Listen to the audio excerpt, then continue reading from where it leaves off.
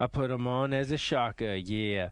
I got me some blue blockers. Yeah, see? No, that's a fact. I like the glasses. They go with my hat. So, ¿qué pasa, amigos and hey, señoritas? I guarantee you like these, muy bonita.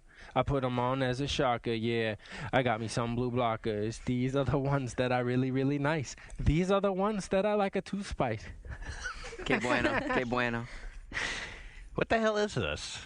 I mean, I know we watched it on YouTube before we came down here. Was this like a commercial, a TV commercial? What was that?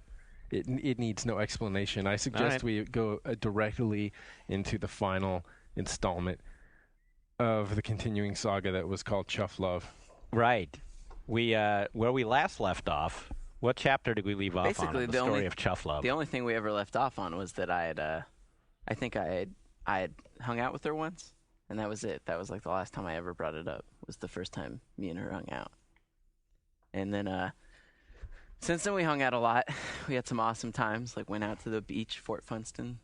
And that was a rad day. And Fort Funston? Yeah, she took me to Japantown to Fort Funston and stuff. Do you know what Fort Funston is? Mm-mm. Here in San Francisco, it's like a cool place that people go to walk their dogs, and you can see all these people like hang gliding and all sorts of shit. So it sounds kind of romantic. Yeah, it's an awesome beach, all except that the beach is black from the oil spill from like 2 years ago. That's not so romantic.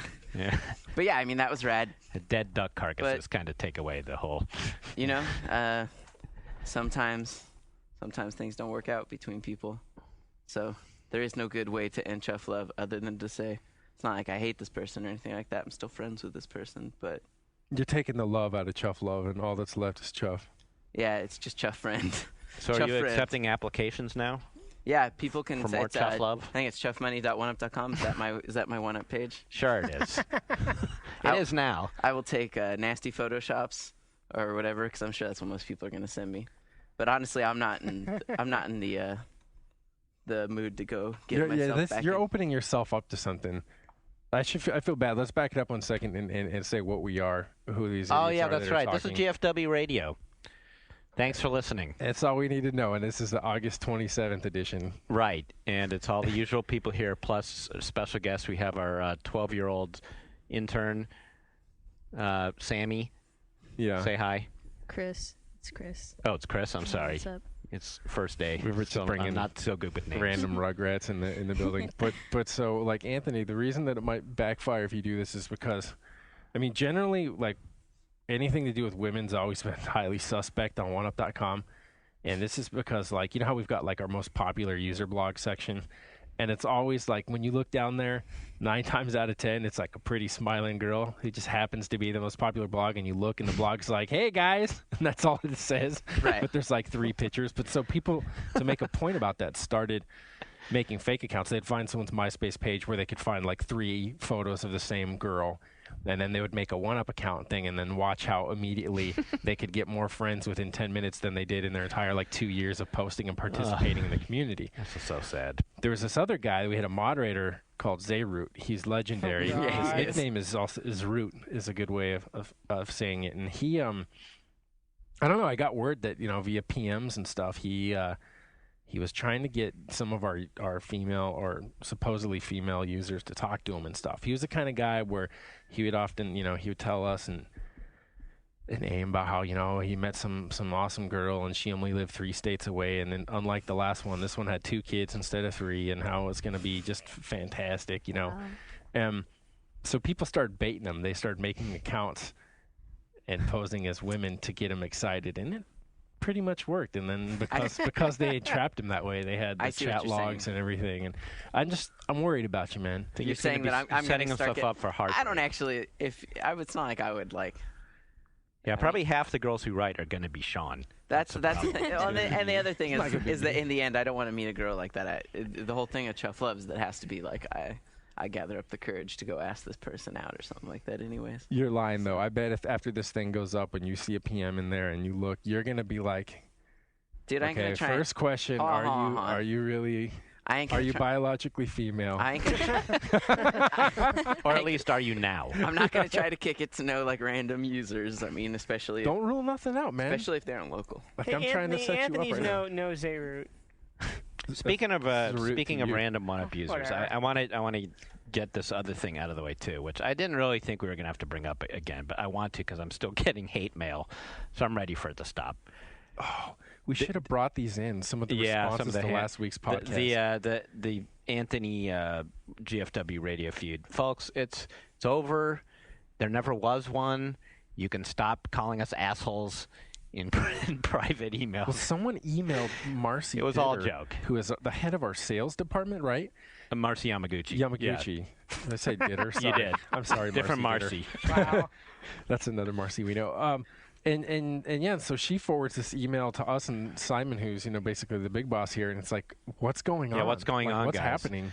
Yeah, it's an alarm. Because basically the letter said that we just pulled a coworker on our podcast and flogged the shit out of him and diminished him in every way we could possibly. Well, look how sad Anthony's looking now, though. Maybe it's not a joke after all. Let's not start this back up. I'm not thinking about that, guys. What are you thinking about? You're still thinking you're about back on those your PMs, man. I don't want to talk about what I'm thinking about, guys. Okay. But everyone's on good terms. If people just listened to more than 5 minutes of that last podcast, I think there was no doubt in their mind. I made amends for it, too, this weekend. Yeah, Sean did. As a matter of fact, I'm going to tell that, yeah. Sean made me promise on Friday that no matter what it was, I was going to go to his house and give him $10 for a present. It didn't matter what it was. I had to promise that I would bring $10 and give it to him no matter what it was. So already I'm thinking, and he told me that the market value of it is way more than $10. But he said the value to me is like above $400. To you? Yeah, to me specifically. Oh. So already I'm wondering, like, it's got to be a Star Wars toy, right? So, I mean, I didn't know what it could be, honestly, with Sean. Honestly, it could have been like it could have been Star Wars something, but it could have been something like horrible, like someone sent him a Yaddle fleshlight or something like that. You know what I mean? And so I wasn't sure. But yeah, Sunday I woke up really excited, and I went and got $10 and drove over to Sean's house. And the sad thing was, though, is that I saw it before Sean had a chance to spring it on me. Yeah, well, I just put it in the living room, and I was like playing Battlefield Heroes in the bedroom. You just helped yourself in. Well, what was it? I knew you were playing games. I didn't want you to have to get up. It was amongst everything else. It started off with a 16-inch scale thing of Han Solo riding a Tauntaun, still in its original packaging, and then 14 12-inch re-releases of figures, including Grand Moff Tarkin and who comes with an interrogator droid, and all this shit. As soon as I saw it, I was like, the first thing I thought was fuck, man, now I got to go buy a new shelf. Because I need a proper way to display, but it's fucked up because my roommate told me we can't have it in the living room. He refuses to let me go that far. Wow, that's good though. That's like a good roommate, man. I know, but what? It's gonna be I bring. Okay, let's say. What does he care? Let's say I know. I've always loved people that. Because what if he's bringing people over and shit? But let's say but what's it gonna matter? If maybe he's looking out for my own interest, but I'm saying the next time I bring a girl over for Chuff Love Part 2, it's I bring her over and the living room looks all upstanding, and then I bring her back into my fucking crib, and all of a sudden she's like, and as I just shut the door behind her, I'm too late now. It's suddenly walking down the back aisle at a swap meet or something. That's why I'm gonna tell my roommate he can't be around, so I can always take girls into his room and be like, oh, that fucking guy, I don't know. Yeah. All right, so do we want to talk about any games this week? Should we talk about Battlefield Heroes? You mentioned Battlefield Heroes. I was going to do one more thing, though, before we get into that. Yeah. Was just that maybe we should say thank you to people. That's good for me. I'll start off with Matt, who works at a Borders here in San Francisco. He was a very cool GFW user, told us that he liked the show a lot and was not creepy or anything like that. Wait, he's getting a thank you for saying hi? For coming up and being rad and saying how much he liked. Hey, fuck, man. Price of entry's going up, dude. Where's the fucking candy? For saying how much he liked the show. He was very cool about it. That's what I'm saying. In person? Or? Yeah, in person. He came up, he was very cool, casual, just liked the show. I thought that was rad. Oh, and also nice. Scott Keating for making that awesome picture with me in a Twi'lek as a Jedi. I'll post that up. He did it. Scott Keating is a comic book artist, illustrator, and he made a personal version of Anthony as a Jedi fighting a battle with the Twi'lek, right? Wow, Twi'lek Jedi. A Twi'lek. That's nice. That's the sexy Jedi, I think. Yeah, he did her justice too. Yeah, he did her justice. And then we wanted to thank PJ Sangalang and also Nason. I don't have his first name. Is that his real name, Sangalang? Yes, it is. Well, stop laughing, Ryan. Both of them what the hell? sent us candy from England, and super appreciated. Nothing bad, nothing like, no anecdotes about this stuff other than that, like, everyone's loving it on the floor. I basically tell everyone to come into the office and try stuff out. And we have a certain, actually, no, that's part of the deal with, I was going to say we have a staff member who comes from a former Commonwealth country. That'll be fine. He's from, I won't say who it is, but and he was very appreciative to see some of his old favorites back within his grasp. So he stuffed his face with some of it too. So yeah, now on to, we played quite a bit of Battlefield Heroes beta over the weekend. And let's start off with, I guess, like, we also just put up some preview impressions that I did with Rory Mannion. He freelances for us. And so where to begin? I think in there we began with the negative, just for fun's sake. So we can start with you, Anthony. Okay. Well, I mean, I my first impression of playing it without friends is I didn't like it right off the bat, just because like I was getting pissed off at how much it took to kill someone. Mm-hmm. But then the bad thing is like everyone was taking forever to kill someone until we figured out the way to like kill people in 2 seconds. Yeah. And now the game's like I just think that game has some serious balance issue. Now, granted, this is like not even open beta, so I mean you can say what you want, but just from hearing you and Rory talk, I mean, it seems like DICE has had problems in the past with balancing Battlefield games. Yeah, like, so I'm a little worried about that. The first thing, like, I want to address all that. The first thing is that, yeah, people are resilient, and if you're used to Battlefield games where it's like click, click, you shoot people twice, you go into prone and hit someone in the head twice, and next thing they're dead, and they're respawning. Now, there are times when you can have a battle against another tank, or you're on foot fighting a tank, or you're just like 2 infantry guys fighting, and it goes on and on and on, and it starts to feel like you're playing Soul Calibur on training mode or something, where like no one's taking any damage. The only way to end it is if someone jumps out of the fucking ring, and you're like, what, do we all got God mode on, or what does it take to kill someone? And that's different. I mean, the stated reason for doing that one is the accessibility, so you can go in and you're not dead and you're not spawning. You can have some fun, and moreover, you can have an actual, a sense that you're fighting someone. You're jumping around, you're hiding behind rocks, you're healing, and another comparison there would be kind of like PvPing in an MMO. I mean, there's so much about this game that reminds me of playing, like an Age of Conan or something. But mixed with the elements of a shooter, and I think they're really onto something there, and it could be super fantastic. You got some sense for that with Call of Duty 4, because you know how they introduced all the character customization and different loadouts and stuff, and so people there started borrowing from the lexicon of MMO play, like builds and stuff. The notion that you assemble a character based on these attributes and stuff. But here, because the powers are all active, and it's not just passive things. Passive in Call of Duty's case would be dropping a grenade when you die, or going into last stand when you die. I mean, you don't activate those on your own; they just happen. And in this game, there's tons. All the number keys on your keyboard, you assign a different power to.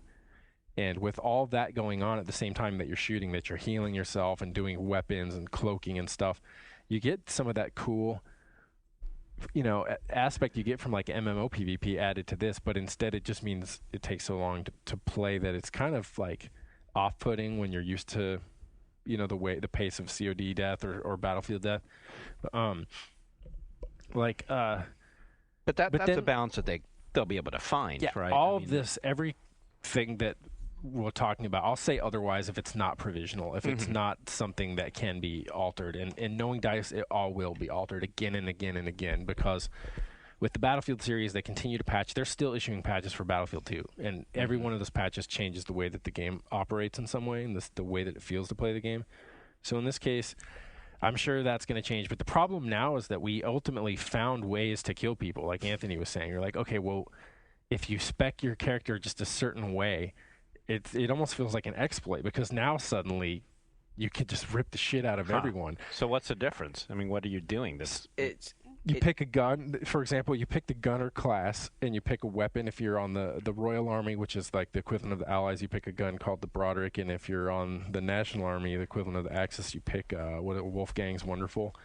And then to make it even better, you get this power-up that increases your accuracy and rate of fire, and there's 5 levels of advancement for that. So you invest all of your points just in maxing that. So you're going to let everything else go, and you're going to max that out. But with just that power and that gun, you win every fucking firefight, because you'll just destroy everyone. And you can, and since it improves accuracy, that buff, You can hit people. It doesn't matter. If someone's trying to snipe you on a hill, and you're like, oh, look at that sniper, and you've got like the biggest machine gun firing from the hip, and you beat that guy. Right. I guess. So again, that's just like sounds like classic. Exactly. Balance, classic MMO balance. Even. Right. I mean, it is like MMO balance. It's like the way Sean's saying, like every exploit we found was always like taking one power that was pretty good and putting so many points into it that you know, most people are going to try and make a class that uses like a little bit of every power, and when we just find one power and just like exploit the crap out of it, that's when it would like right. Yeah. And in fact, what you're doing exactly what they need to be done. Precisely. That's right? I mean, they need to see that you guys are doing shit like that so they can fix it. We were base like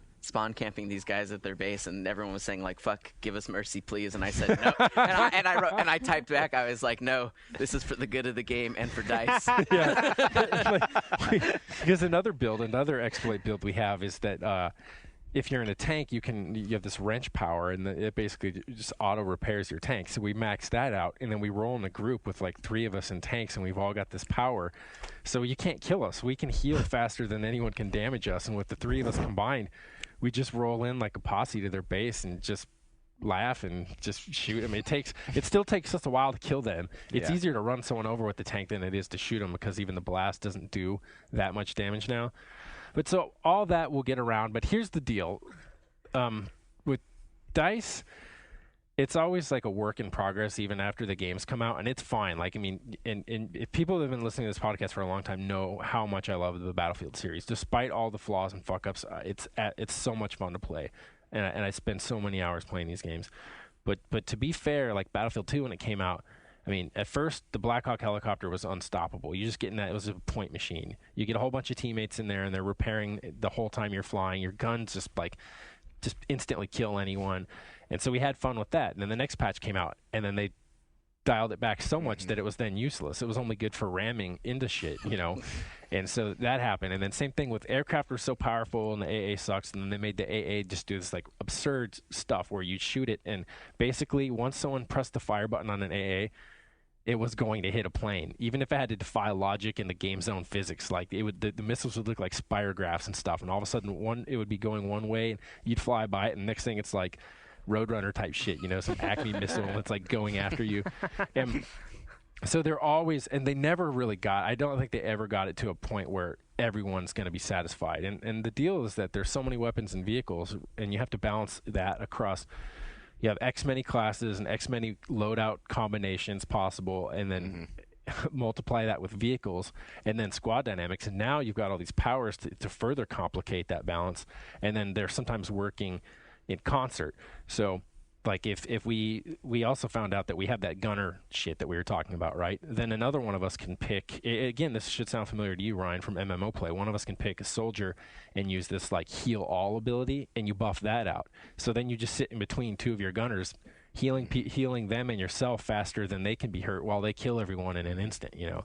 So that's going to take a lot of time, and I think people should just be like used to these specific ones we're talking about are going to be addressed, but there's always, I suspect there will always be something. There's always, and it's always going to be updated to fix that. But it's just right. It'll keep the game fresh too. I mean, it's fun. It's fun to just there are little nitpick things that like I noticed that bother me too, like that there's no assists for kills. And it's like infuriating when you spend like 10 minutes shooting a guy and then someone rolls up with the last bullet and is like boop, and so they get the kill. Or we also found out when we were killing time one time that there's basically no way to get a team kill. So like even when Sean was flying around in a plane and me and Rory went and stood in the field so Sean could ram us with the plane and kill us, it said, instead of saying like Sean did a team kill, it said, "Oops, you had an accident," to me, like I had done something wrong. And I was like, that's going to piss But it's not off. that bad. You can have fun with it. As you figure it out, all you have to do is hold E, and you'll jump on the plane's wing. Right as they come by, you just hop on. But that's another thing. And that ups the ante, and then it's fun. Then I'm like, if I'm flying the plane, I'm like, okay, well, then I'm going to go take you out over the ocean and tell you to jump off. And if you don't jump off, then I'll ram us all down into the water. You know, like, I mean, that stuff's norm. The point assist thing, there's no reason for that not to be in there. The Battlefield 2142, that the engine, the latest rev that this is based on, had it, and it worked well. And it's like, like Anthony's saying, they need it so bad. Yeah, hopefully they're not just dumbing down the point system. The biggest thing that bothers me about it right now, though, is that none of the social aspect is there yet. So, like, I can't make a friends list or something like that. So, like, right now when me, Sean, and Rory want to play together, like, there's only a play now button. So we have to hope that we get in the same game. So sometimes Sean and Rory will get in the same game, and then I'll just have to escape the game, try and rejoin, escape the game, rejoin until I magically get placed. Yeah. Right, but this is This is all beta. This is all beta. Yeah, They're I adding. think it's going to You come could together see well. the You're tabs. saying- They have friends tabs and group tabs, and ultimately Yeah. they say that it's going to work so that if we form the equivalent of a clan, we can just kind of like Halo party system. We make a party and we can all jump to another server at the same time. I mean, so sorry, go ahead. for the stuff that matters, like the stuff that's not going to change, like I have to say I'm pretty happy with the game. The entire time we played, and we were playing with Rory, and Matt, and James, no one bitched at all about the point of view. That was a big thing going in. Everyone's like, it's third person. What's up with that? But just like think about that now, right? No one even mentioned it, and it wasn't until this morning I'm like, oh yeah, like that's probably something people want to know about. I was like, it doesn't matter to us. guess Like for some reason, it's not an I'm issue. so used to it from console games, console So shooters. there is no first person at You all? can't zoom in if you want to. There's none at all. Wow. It's always enforced third That's person. awesome. I'm going to Actually- play this game. It's for Ryan. I actually think Yeah. it gives you a better view of people that are around you, which is like important in that game. It Donnie, changes don't the you way. play? You play console shooters, don't you? Mm-hmm. Chris, was it? What I call Chris. you, Donnie? Sammy. Sorry. Chris. Yeah. You play console shooters? Yes. So would you be into a first person? I mean, would you play a first person shooter on the PC? Have you? Yeah. Yeah. I would. It doesn't. Perspective doesn't matter to me. Yeah. It's going to be really interesting if this kid stays here long enough to actually go through puberty. Hear the voice change. Yeah. Or we reveal that, like Ryan, this is just another voice that one of us can do, but we're not going to tell any- people which one of us is doing If it. any of us could actually do this voice, I'd be scared. Yeah, I like console shooters. That's not bad. Good. But just as far as Battlefield here is going, and like Sean's saying, I do think it's good. I mean, even like today, like I was thinking, like, man, when I get home, I want to play some more of that. Like even all like the little nitpicking things aside, which I have confidence that they will fix because they have a good track record. It's just like, and the fact that in the end it is free to play. Like, I mean, When's it going to come out? Is it this year? Well, it's not going to come out in that sense. It'll have a public beta phase next, and even like where they bring in more people, right? So if they gave for example, I don't know if these are the numbers. If they put out 10,000 invites, then the next they'll put out 100,000, and then they'll say this is launch version 1. I'm guessing at the end of the year or early next year. I don't know. They keep jumping around with it and stuff, but it's a good system, and it's got, because of the unlocks and the ability to power up and stuff. That's the other thing. If they figure out how to parcel that out at just the right pace to get people so they want to keep playing, to level up and get these rewards, they'll keep playing. And when they keep playing, that means that they'll keep being exposed to advertising if that's how they decide to do it. Right now, there's none. Mm-hmm. I don't see any associated, because I'm sure people aren't going to say well, I want to buy some ads for your beta, But yeah. A couple other points about it gets fun. The one difference with the perspective, it's kind of like SOCOM, where you play this game with manipulating the camera, where you go up next to a building and then you kind of use the camera to look around either side of the building, and it also works in your advantage with walls. So if you're and it helps the game in this respect. So say if you're infantry with the bazooka or dynamite and you're fighting a tank, you can go behind a wall, but because of the point of view, you could still see over the wall to throw your dynamite over the wall at the tank. Whereas in the past, in a first-person view, you couldn't. You'd have to go peek out the sides or something, or just blindly. So that helps. That helps the player. Yeah, and all that stuff's fine. It's just getting the classes interesting, and if they could keep introducing more things. I mean, there's 2 maps right now. I was excited. One is just infantry and jeeps. The other's big tanks and planes and stuff. And both have their own vibe to them. Have you tried the planes? Yeah, they're cool. They're definitely handling's familiar to people that are used to Battlefield, but cartoony. But they're a lot more forgiving with. So is the kind of thing I could fly? Have you ever seen me try to fly a helicopter? I got to be honest, yeah. I flew the airplane and I was having a really hard time being accurate. But Sean and Rory handle them I flew you upside down. The world's biggest pros. Yeah, they'll bridges. fly me upside down under bridges. When I'm doing it, I'm having a hard time flying in a circle consistently because it's just hard to use the mouse for me. That's the other frustrating thing for me is I'm used to planes being the god weapon in Battlefield. So it's always been so good to people that like to fly, and in this, it's the plane, you could tell it was designed as an anti-tank, as a combination of an air taxi and an anti-tank weapon, but it even sucks against tanks, dude. You got to strafe people for so long for the tank to blow up. But the best use of it is to what he was saying I do is against the enemy. You catch anyone in the open and you basically run them through your propeller. You just go down to the ground and drive through them and go up, and that works really well. And it plays really well to the cartoony aspect of the game because it looks so ridiculous when you're 3 guys guys are running across a field, and then all of a sudden, an airplane just comes, swoops down, and just swoops off with one of them, and you just see him die, and you're like, okay. So I'm looking forward to playing more. Like, we're gonna play tonight, and it sucks. I would like to play with people that listen to the podcast and stuff right now, but right now it's just a crapshoot. Yeah. Because you can't. But if you ever see anyone with the suffix of anus, then it's someone in our group. So there's a number we've already got, because you have to make a new account for each character. This is so not even funny, but it's just like, this is how it is. So we've got like cozy anus, inhabited anus, prolapsed anus, exploited anus, whatever else is on there, triumphant anus, like jubilant anus. Yeah, like people get. So that's, if you see that, then say hi to the assholes. Yeah, I was gonna say, yesterday when all of us were running around with our exploit classes, we were all something anus, and we were all shirtless, wearing our underwear with handlebar mustaches. That's the other thing we make like characters that are either they look like the Village People sailor dude. Yeah. Or they're like my guy's naked. I have a grenade earring and I got a whip hanging off my waist. And it's just all stuff like Rory's got a naked guy with a bedroll, and he always tells us to come with him to. So I assume there's no armor in class, right? All that stuff's cosmetic. It's just cosmetic, totally. Already, there's like an enormous variety of costumes you could put on, and you can tell that they're going to just keep adding it so that it's going to be the most absurd shit ever. It'll be like City of Heroes, where you can make any random thing you want. So how are you keeping track of your teammates then? Their name appears over their head. That's it, just a name and color? Mm-hmm. Okay. Their name appears right over their head. Plus, in general, it's pretty easy to tell where the action's going on. I don't know. I never have any trouble sticking with teammates. This shit is fun, man. I want to go play right now. I'm serious. So, it would be a great commercial for the game if you just took off your headphones now and left. Yeah, just walk right Brought to you by Electronic Arts. Give me some more beta codes, man. I'll spread the love. This is the time. Since I was going in the cheesy giveaway voice. Chris, do you want to announce this, or do you want me to? You can do it. Okay, we are proud to announce a giveaway, GFW Radio exclusive giveaway. We have 3 world exclusive Razer brand Boom Slang Collector's Edition gaming mice. Only 10,000 were made in total.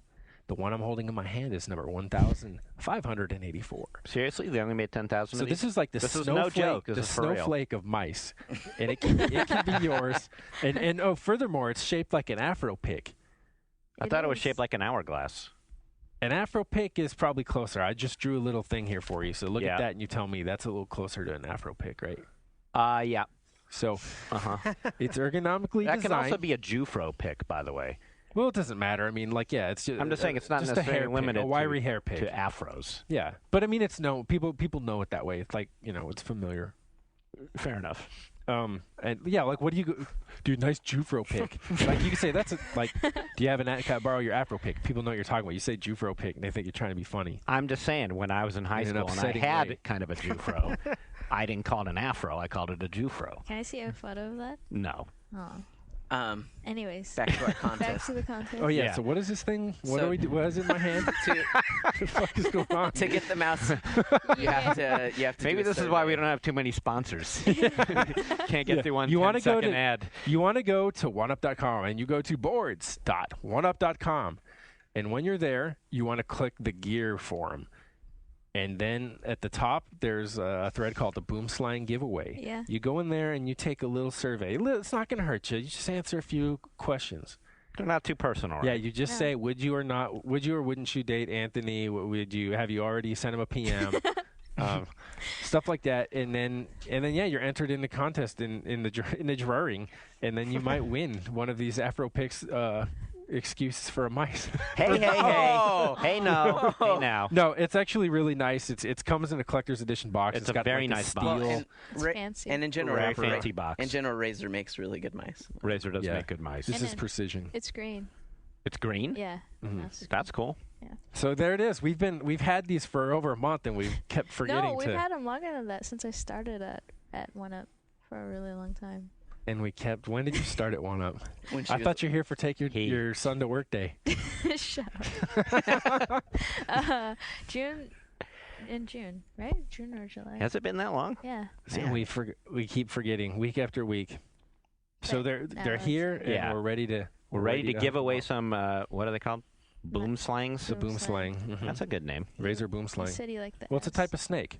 Yeah. I think the Razor line of mice, they're all named after some kind of serpent. It's like the Serpent Society in Marvel Comics. Mm-hmm. You know, they got that sexy chick, Anaconda, who squeeze you up something tight. Mm-hmm. That's a real character. I believe you. You don't know about the Serpent Society? Not really. All right. Speaking of comics, what comics everyone been buying lately? Wait, can I ask one more question? We got more game stuff to cover. Okay, we can do that, but also I want to ask a comic question. The Shadow League that gets mentioned in Dark Knight, you know, not Dark Knight, in the first one, in Batman Begins, because I watched both again this weekend. And in Batman Begins, the whole thing where Liam Neeson is telling him, now you're going to belong to the League of Shadows. League of Shadows. It's called the League of Assassins in the comics. All right, I was going to ask that. Okay, so that was actually a thing that happened in the comic books before. That whole plot point. Ra's al Ghul is a character in the comics, right? Yeah. Yeah. He's got like a nasty Bin Laden beard in the comics, though. He does, dude. Well, I just need to know. I didn't know if the movie made that up or if that was part of the canon. They kind of changed the name, but it's part of the comics. Yeah. All right, thanks. I can sleep better tonight now. A lot of people have been asking for comic recommendations. Yep. So I do want to give a few. And you might have read some of these. I always recommend Joe Sacco's books. He does, it sounds pretentious, but comics journalism. Mm-hmm. But he has a book called Palestine, and he has another book called Safe Area Garajda, which is about the Bosnian War. Mm-hmm. And he... basically, yeah. I mean, he did the work that any normal reporter would go and do, and writes his notes and then produces it in comic form. And I think both of those books are excellent. I did read Palestine, but I called it Israel. That's what you called it? Yeah. Yeah, I know. I saw you grimace when I even said that. God, man. Look, I'm just joking. Acting like it's a fine book. The Protocols of the Elders of Zion or something. Instead, it's this fantastic bit of journalism. And I recommend Vagabond to quite a few people. It's based on... it's manga. It's manga. It's manga. It's based on the novels, the Japanese novels. What were they called, Ryan? Was it Musashi? It's like the Musashi cycle or saga or something. Musashi? Yeah. I mean, Book of Five Rings? Yeah. So okay. It's an adaptation of that. And it's been going for quite some time. It's got excellent art that's not your typical, manga fare. Well, like it was, you know what I mean by that? Like you see those books, it's like learn how to draw anime. But I'm just saying, isn't it? And the other thing that impressed me, and the guy that writes is the same guy that illustrates it, right? Yeah. That's mind blowing to me. So it's good, and it's well paced. The character works excellent, and it's like even the fight choreography is just like really well thought out. A lot of times in comic books, so we've talked about this before, it's just you just draw someone in some like slightly athletic looking pose, and that means they're fighting. Whereas in this case, he very clearly communicates like this is the motion this guy performed, this is what this guy did, and here's how it's happening. I mean, it's very easy to animate in your own in your mind's eye. Well, if you're recommending Vagabond, then I'm going to go ahead and recommend Lone Wolf and Cub along the same lines. Lone Wolf and Cub is good too. I would say that they're both different. Lone Wolf and Cub has got like there it's deficient in. I mean, as far as like the martial arts stuff goes, it gets fairly ridiculous. Yeah, it does. You're talking about a guy in that he fights like 1,000 people. But the stories with his cart. The stories are pretty good in Lone Wolf and Cub. I mean, he does some interesting stuff with characters and like with the time setting. But what's always disturbed me about that guy's books, they've been publishing that same team's it's like something the Assassin and some other like ninja book. But it's basically there's overlapping characters, same artist, same writer. But there's just this kind of like I don't know, this like unhealthy fascination with like rape scenes and stuff like that in that guy's books. It happens over and over again. Not a whole lot in Lone Wolf and Cub. Well, yeah, no, there is. There's a lot. Right. There's a lot of like really, I mean, which is fine. You could do something with it and say something about it, but at times it seems like it's almost just there to be titillating. And those are the times when I don't like that guy's work. But other than that, that's a fair point. I'd have to go back and Path of the Assassin. I'll bring in and show you. And there's times when you're just like, really, like there's 15 pages of this. Like what point are you trying to make? You just right. It's like the artist was like, I just want to draw some like naked women in some like brutal scenarios. Now I'm making Jeff feel bad. Hey, you started. I feel you bad. Gave me that. You shouldn't have gave me that dirty look about Palestine. I recommend Booster Gold. Who? I can't back you up on that one, man. Booster Gold? What? It's a fucking football player from the future. Oh, that comes thing? back in time Shit. Booster Gold's awesome. to play football in the past. Really? You like that? Well, Sean's kind of being a little reductive, but yeah, it's cool. Now everybody's going to be afraid to make a recommendation without Sean belittling it. Never mind. Don't read my comments. Well, you can, dude, fight for it. Stand up. Only Like, you read can talk what shit Sean on. tells you. Like, I invite you to just rip the shit out of one of the books that I mentioned, and then I'll defend it. I'll tell you why. I was kind of being sarcastic because I knew. Dude, Booster Gold, man. I was baiting you because I knew that you could be a Booster Gold booster. Huh? Boost that guy. Come on. It was pretty much like you say. He's like a football player from the future. Who travels back? Excellent defense. Who steals? Ryan rests his case. Who steals some armor and then travels back in time to become a famous superhero? He went back in time to fuck up a field goal. This shit is sad. The problem is that I read a lot of comics, but I almost can't recommend any because basically all the comics I read are passed down from you anyways. Well, we've talked about Walking Dead. Yeah, Walking Dead. Astro City is one of my old favorites. I don't know if it's still around. My problem is I quit 10 years ago. So doesn't Robert Kirkman write Walking Dead? Is that guy? He does, yeah. Oh. Yeah, he does. And then I don't know. I've been trying to read some of the other stuff that. Ooh. What's up? I just thought of a couple other ones. Hit it up. Optic Nerve. Unfortunately, the publication schedule is as irregular as it gets, even worse than Chris Ware's stuff. But there are 3 collections out there, and those are fantastic. They're no non-genre, no superhero stuff. Mm-hmm. It's just about a guy who lives in Berkeley, and so it's always relationship stories and friendships and just weird, things that happen in daily life. And it's sort of in the 8-ball camp. It is, yeah, but without the surreal aspect, without the surreal element. 8-Ball's good too. I like that. But the Adrian Tomine's stuff and Optic Nerve is also great for when you want to get a girlfriend to go to the comic store with you and to prove to her that it's not a total waste of your time. Sure. And no, I think that. Well, Chris, what do you think about that? What kind of girls are you hanging out with? There are plenty of girls that think comics are stupid and stuff like that. I mean. Well, I would think they're stupid if I walked in and it's not. It has nothing to do with the gender, the sex. It has to do, I think, with the exposure and familiarity. So, say if you're a girl and you didn't have a brother and you weren't used to seeing him, and then you walk in. So because of that, it's only you hear about him and stuff. It's really casual. You never really sat down and read one. Then you walk into a comic store and you see this rack and it's covered, and every single book has got some garish cover with someone in tights, right? Or it's got a woman whose cleavage just busting out. And you look and you see Booster Gold's the first thing. You see a motherfucker in a blue and gold outfit, and you open it up, and he's holding a space football. Would there be some defect in your gender or sex to think that it's stupid? No. I mean, you just don't. I'm not the type of person to judge before if I don't know enough about it. We need to teach you. We need to correct that. So do you read that shortcoming? Wow. Me, I guess. But what kind of girls do you hang out with that are going to judge you for having fucking? Oh, well, I'm not saying we're not talking about passing serious, definite judgment on you. But I mean, you'll just feel better about it. We're just talking about stereotypical people. I mean, okay. These aren't the type of people we actually make. When I was reading a lot of comic books.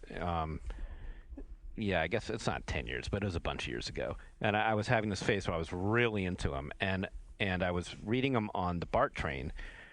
I was also usually reading a novel at the same time, but there was a period where I was really trying to catch up, and I started reading comic books on the BART train, and I really felt self-conscious all the time on the train. I felt look at that retard. Half the time, look at that grown man reading fucking Green Lantern. What a... guy has Asperger's? What's going on? I always the same thing. I won't read comics on I don't know why, and why should you care? The people right, exactly. It bothered me that I was bothered. In the world. Right, it bothered me that I was bothered, and yet I was. And you couldn't help it. Right. I'm not way too. I'd sort of kind of want to look up and yeah, what? I do have a question about. I went to Berkeley. Fuck you. Yeah, fuck yeah. I got a degree in English lit. I do have a question about a comic because I'm hoping one of you guys can answer it because I want to know if it's good. Because there was a Punisher series that I think was done by the same guy that did Preacher. Is that yes, true? And it was outstanding. Was it outstanding? Yeah, because they're about. The reason I'm asking, starts great. The reason I'm asking is that they're about to put it all into an omnibus, all collection and releases as cheaper omnibus. Well, there's two things I was considering to note pre-order here. it. I can be the comic This is book star Garth Ennis, employee isn't here. it? Yeah, Garth. Yeah. Well, actually, Garth Ennis did multiple runs on the Punisher. The first one, which you might be talking about, was illustrated by Steve Dillon, who also That's what I illustrated. wanted So he's to using get this voice to disguise the fact that he actually does know all this I'm shit. making fun of myself, yeah. And this first run was more or less action comedy, and it shared a lot of qualities with The Preacher, but was nowhere near as good. Let me give you an example. The Punisher has a run-in with the Daredevil in one episode, and he doesn't like the idea that Matthew Murdock thinks he's better than everyone, that he's a lawyer, and that he can live this double life where he can play by the rules of the system, the court system, and at the same time be a vigilante. So what he does is he captures him, and he uses a sonic device that disrupts his super hearing, and he handcuffs him and ties him up, and then he sets him up on the roof of a building, and he says, "I'm about to assassinate this man. You've got a .357 Magnum with a single bullet taped into your hand, and you can shoot me to stop me." I forget. He had something else, too, so that he couldn't just shoot the sniper rifle out of the Punisher's hand. He had to actually shoot him to kill him. There was something about it, the way that it was set up. And he said, well, if you want me to not snipe this guy, you're going to have to kill me. And then it got to the point where Daredevil was very frustrated and actually pulled the trigger. And, of course, it was a blank or something. And then he turned at him and was more or less like, welcome to my world. He let them know exactly what it is to be the Punisher and to do the things that the Punisher does. Okay, that's enough of that. But it was actually a cool scene. He has there's some funny shit where he runs into Spider-Man, and he basically uses Spider-Man as like a baseball bat and calls it the team up. And then there's the whole Russian guy, right? The Russian guy who gets his head transplanted on like a giant woman with enormous breasts. Yes. And it's totally funny. But He's not making that up. Yeah. After this run, Garth Ennis continued. He picked up different artists and started it again, and then did the serious ones. I'm talking about the run you're talking about. Pretty shitty in my mind. I'm talking about the run you were just analyzing. I think the omnibus comes with all of them, though, so I'll definitely... I wouldn't get that. Yeah, I'm saying you could borrow... Oh. I actually have a hardcover, the one I was just describing, because when the Punisher game... the Daredevil... Wait, no, it was the Punisher. When the Punisher game came out on, the PS2, Xbox era stuff, they sent that to us. So I got, an autographed one that I'll give to you. Fuck yeah. I don't it's fine. You can have it. I have a question, though. Does the guy in that comic, does he draw it, exactly like he draws the Preacher? Does it just look like the Punisher looks like the Preacher, but in a Punisher outfit? Yeah. Because when I saw the Wolverine, comic, it looked like the guy from Preacher with chops. And I was like, there's Wolverine. Yeah, there's some limits to Steve Dillon's ability to differentiate certain types of faces, like the tough guy sort of thing. But what's good about him though is he has a big range of expressivity, so people can actually do things other than grit their teeth and look like they're constipated. So yeah, let's take a break from the comics and make a little detour into games real quick. Before I rattle off on Crisis Warhead. Yeah. Anyone else playing some recent releases or soon to be released PC games that you want to bring in for show and tell?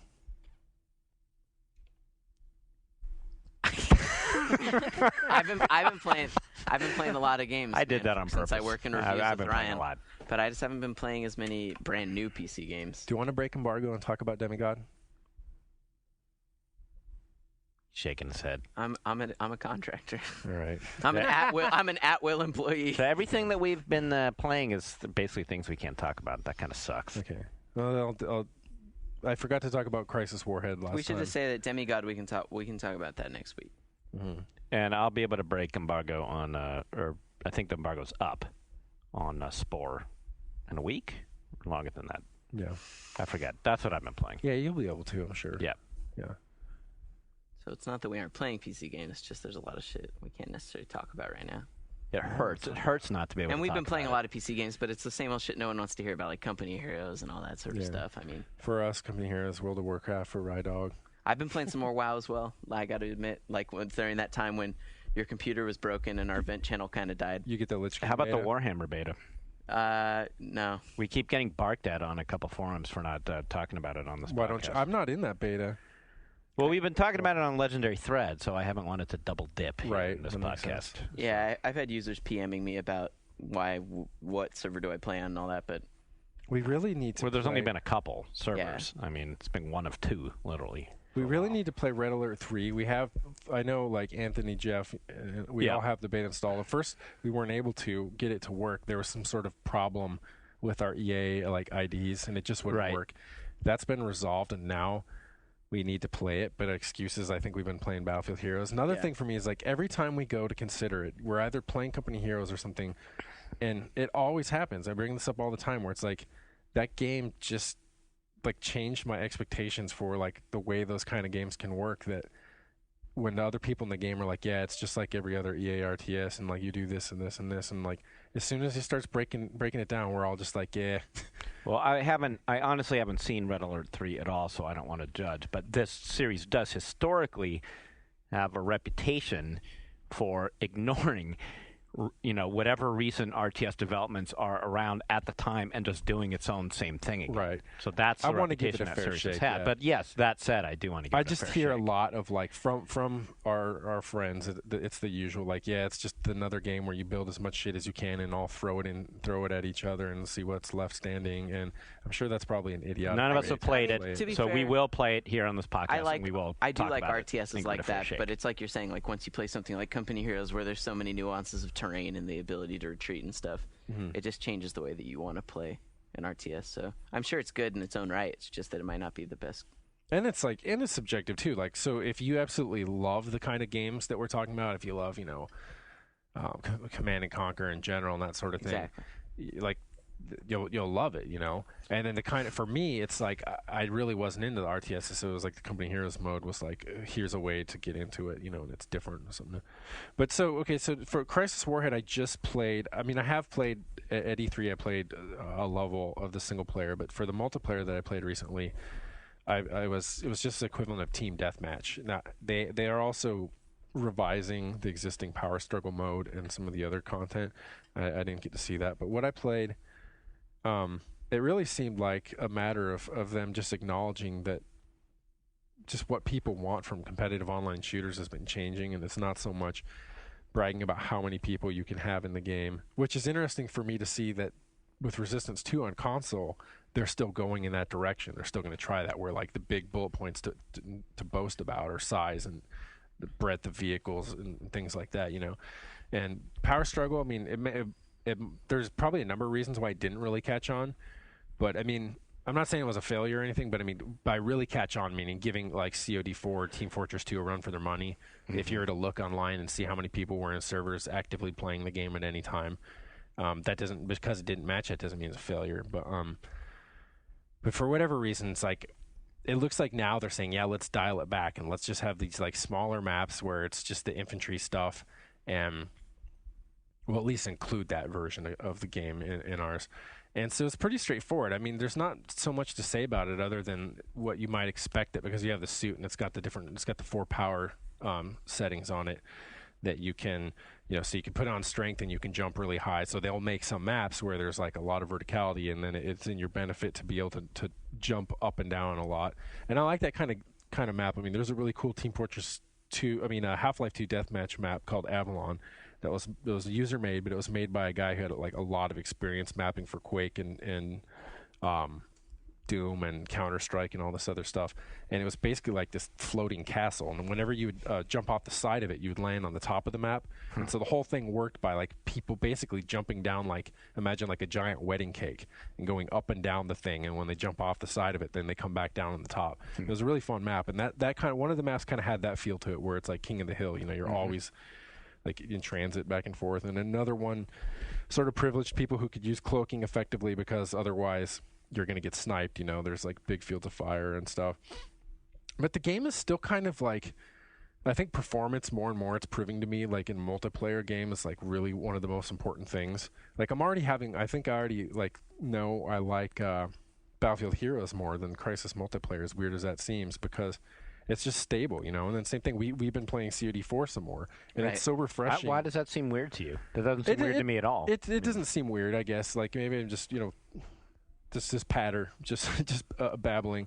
But just because Battlefield is being made for that, right? Whereas Crisis, isn't the multiplayer more secondary to It is. It is single player campaign. Anyway, and also to say that one of our most important, one of our priorities is going to be performance. Just like Infinity Ward when they said we are going to make sure this game is always running at 60 frames per second or something, and the payoff is great. There is that when you play, I mean, everything just feels right. Every nuance just feels right. And whereas I'm playing this, and granted, I was playing against people in Germany, so we're going to have some problem there, even on EA's internal. Internet connection was just super fast. I mean, you're going to have some latency things. But aside from the latency, as far as able to differentiate what was ping and then what was hardware performance, it's just now and then it kind of starts to chug a little bit, and it just you're aware that you're not playing it at full settings, which is another thing that's kind of weird. I don't know, for me now, when I'm playing a game and I know that it can look so much better, but I just don't dare do it no matter what the computer I'm on, because it's going to start to eat into my performance. That's kind of annoying. Yeah. So it was fun. I think it was fun, but I mean, my impression when I said in the preview also is that it's just the difference between the great kind of multiplayer game COD4, Team Fortress 2, where we're constantly what are we doing? And you just very naturally say, well, let's go play an hour of this, and then the kind that's this is cool. But it's not. You're not going to devote yourself to it. There's always a whole class of first-person shooters where they put in the multiplayer, and I kind of always wonder why. It just sort of feels like they did it for the box. For the bullet point on the box. Not to dismiss it outright. I mean, maybe they have some good ideas or some good maps, but I always sort of feel like, look, if you're not going to be Call of Duty 4 or Team Fortress or Battlefield, if you can't compete on that level, then don't bother, because there's not going to be enough guys who are going to want to get on the server to do and no this. one will play it anyway. There's already awesome games out there. I mean, It's just the same as you can't just come up with some sort of half-assed MMO, because everybody can already play WoW. So, I would just say, why don't you just commit yourself to the awesome single-player campaign, unless you're really going to come up with something cool in multiplayer, like Call of Duty 4 when, did. Call of Juarez came out and Turning Point and stuff, those games have multiplayer modes, and it's the darkness. But no one's even playing. Right, and so why bother? Why put the resources into that when you're going to get 12 guys sitting on there on the server? Look what happens when you don't, though. Then the same people, I mean, not literally, but people in this building, like BioShock, right? I think it was wise. It didn't have multiplayer, and everyone's like, where's the multiplayer? Where's the multiplayer? And then Darkness comes out, and it's got shitty multiplayer, and then half of the reviews are taken up with people saying the multiplayer sucks. So it's a hard decision. Yeah, it's asinine to me. I mean, there's sometimes there are games though that have a decent enough multiplayer that it just adds a little extra fun to the game. Lost Planet, I thought the single player was fun. I had a good time with it, but I also occasionally liked to pop into multiplayer and play it casually. It was never good enough to get me hardcore, but it was fun that it was there, I guess. But I wouldn't have cried if it wasn't there at all either, I guess. But I'm just saying, sometimes if it's done well enough, it's not a bad thing. It's not. Yeah, it's cool detriment. that it's there, but I mean, not from our point of view though. From our point of view, even Call of Juarez, we played a lot of the multiplayer on that just because it was fun to grief. But but from their point of view, I mean, how many more copies was it selling? It's true. I mean, I think it's more that. How much money did it take, and how much time did it take to do that? I mean, if it's really, really bare bones, you just take a bunch of assets you have, and you put 2 people on it, and I know it can be done. Like when Half-Life 2 Deathmatch came out, only 2 people made that. And then there was almost no support for it, right? There was just 2 maps, and those maps weren't, Just feel there's so many great options in multiplayer that if you're not going to really try to make something cool, if you're just doing it for the hell of it, then just don't. Yeah. Hey, so I have a TV show to recommend. Oh, great. I was gonna mention it when we were talking about comics. I meant that sincerely. Great. Yeah. Yeah. Okay. What is it, Ryan? It's called Burn Notice. I've heard of the show. I'm a little late to this bandwagon since they're on the 2nd season, but it's a show about an ex-spy who gets kind of disavowed by his agency and stuck in Miami doing odd jobs for people while he tries to figure out what happened, why he got burned. And it's got the burned identity. What? I hear he's supposed to be pretty good looking, the main dude. You know what? Everyone, a lot of the people here who I recommended the show to, they're like, "Yeah, I heard it's just eye candy for the ladies." Okay. See, I wasn't kidding. That's shitty of them too. He looks good, but he's a good actor, and he's I don't know, he's one of the best spies that I've seen performing on television. What, you've seen the show? No. Shut up, Sean. Okay, so Bruce Campbell, he plays Bruce Campbell's in it. Big supporting role. Well, why didn't you say so in the first place? I'm in. So He's great. It's an awesome show. It's on USA. I think Thursdays. It's good. It's my new favorite show. The show is also sponsored by Burn Notice, along with Boomslings. No, I have nothing to watch now. That January is when Lost starts. You need to get the DVDs. You still haven't watched Battlestar Galactica. Yeah, the first season's sitting in his goddamn office. It is. Yeah, I have it sitting. Why don't you take it home and watch it? Same thing There's with The also Wire. books Wire's you could incredible. read. I could. Huh? I'm just saying. They still make those. They have It them only out takes there. him 5 minutes to read Booster Gold, man. He needs something that lasts longer. I don't think America's Next Top Dog is done with that season. You know Whoa. what it's called? When's that on? I don't know. Check your local listings. I went to watch the Democratic National Convention last night, and my TiVo taped fucking like America's Toughest Job or something like that. Nice. Yeah. What is America's Fucking- toughest That sounds job? like something Skip might like. Fucking It's from TiVo. the makers of the Deadliest Catch. I saw a Really? trailer for that. Yeah. So what's America's toughest job? I don't know. You didn't watch it? No. I just saw my TiVo recorded the wrong thing. I don't want to know. Goddamn TiVo. Well, This is one bone fucking dry podcast, let me tell you. We're out. We were out. We're out. An hour ago. We apologize for this podcast. This We'll hour. be back Edit it sometime out. once we're done being ashamed with this week's.